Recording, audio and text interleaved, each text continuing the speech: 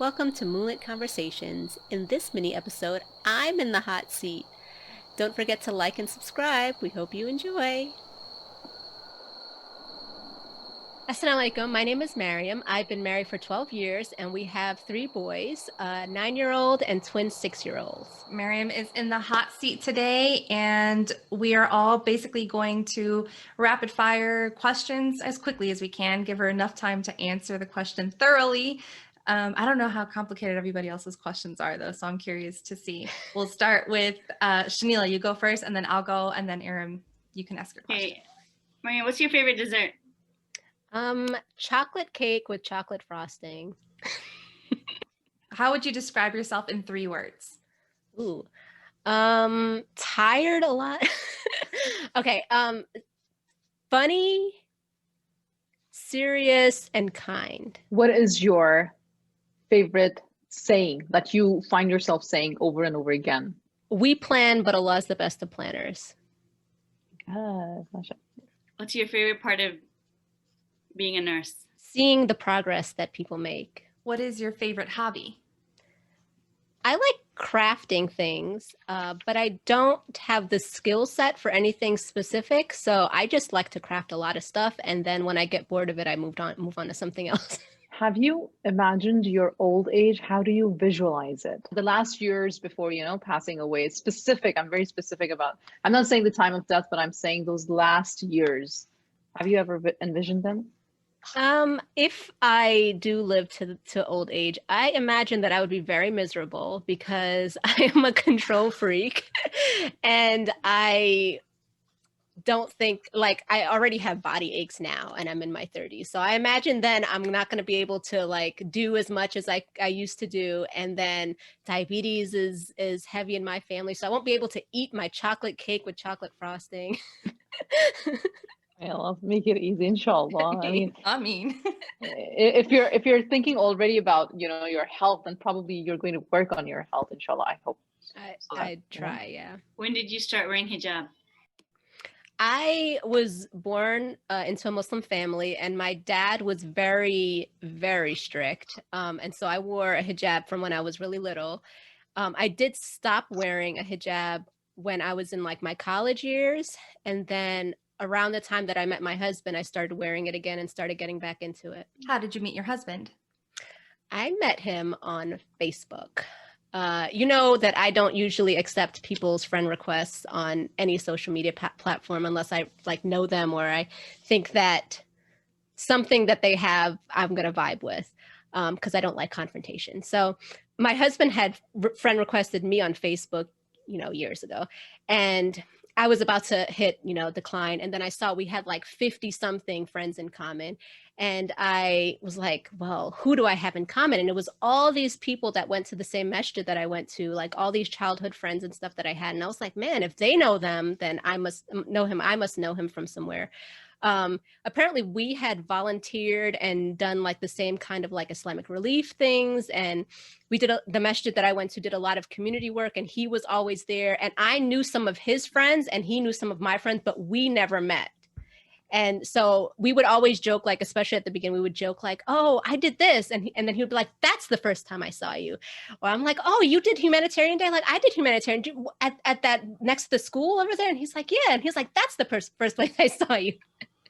And so that's how we met. Do you have one goal or something that you really want to do that you're focused on doing in life? Do you have something like that? Have you highlighted, a life mission or something? I have not. I have learned over the years to lower my expectations because of my controlling tendencies that if I focus too hard on something specific, then I'll get really obsessed with it and then be really disappointed if it doesn't turn out how I want it to be. That being said, I do yearly annual type goals. We did our vision board last year and I was able to achieve some stuff because I like the concept of seeing your goals there.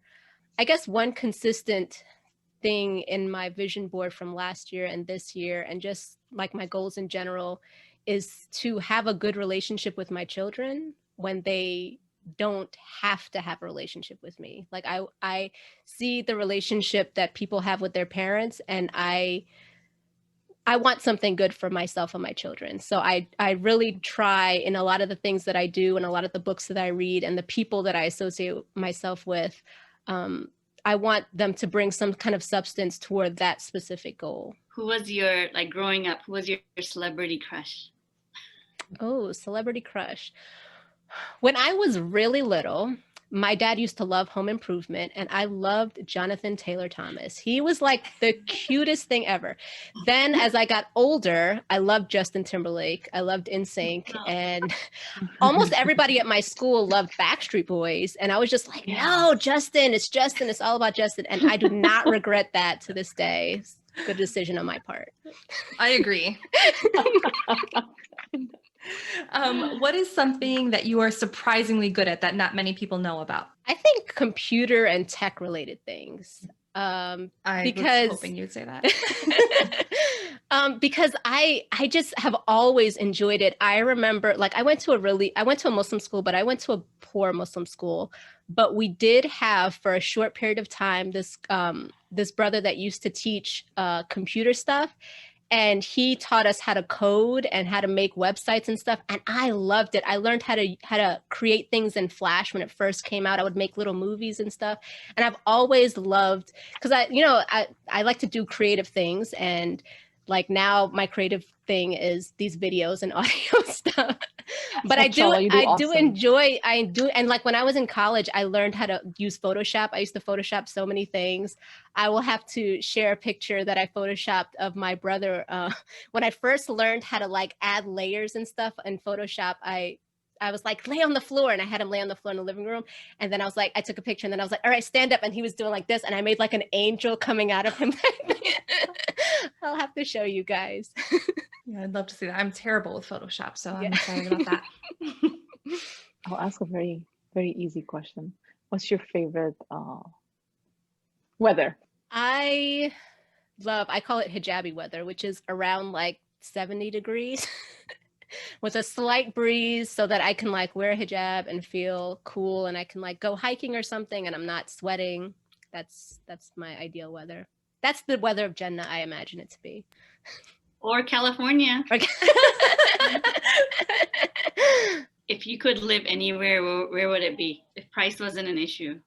If price wasn't an issue. And my husband and I, we both don't see ourselves as people that like want to stay somewhere for a long time.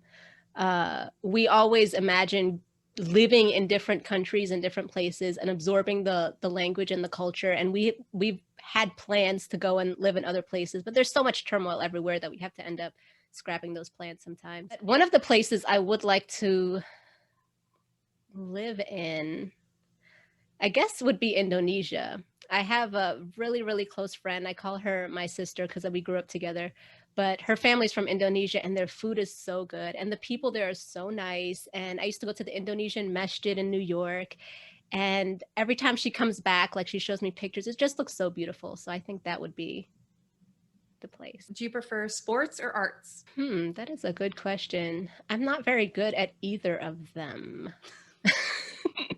I do enjoy doing both, but I'm not very good at either of them.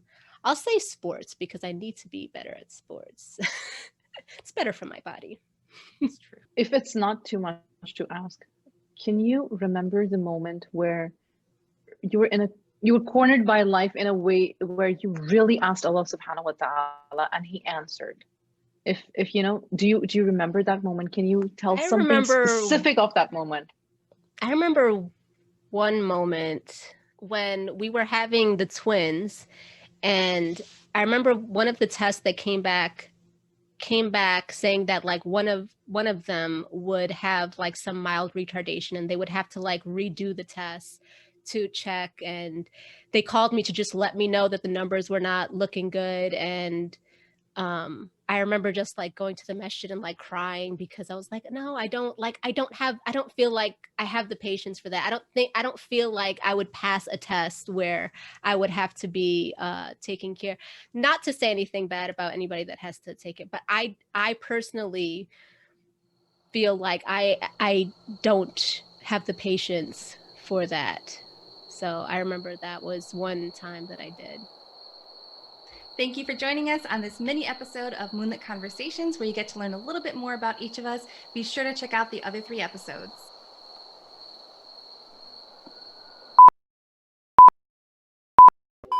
That was nice. I wrote your answers. I hope I can make sense of it. But... Oh, well.